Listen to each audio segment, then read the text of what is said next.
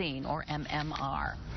Well, concern about the effects of violent video games on children isn't new, but a study just published today in the Journal of the American Medical Association suggests these games do increase aggression in children regardless of parental involvement.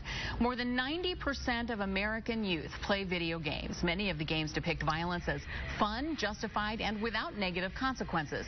The study, which followed 3,000 children and teens in Singapore over 3 years, gathered information from the kids on their gaming habits, aggressive behavior, and thinking and empathy.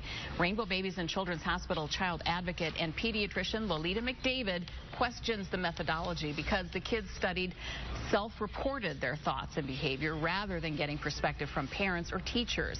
But overall, she said, this is a concern. I think the kids do get desensitized over time. But it's not just video games. Kids see a lot of TV that's violent, too.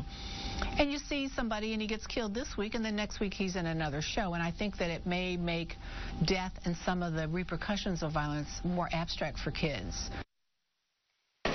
And because so many kids do spend a lot of time playing violent games, there is agreement that long-term impact needs to be better understood. We're talking about this on my Facebook page and on our WEWS page. Lee Jordan, WEWS. Let me know what you think about this.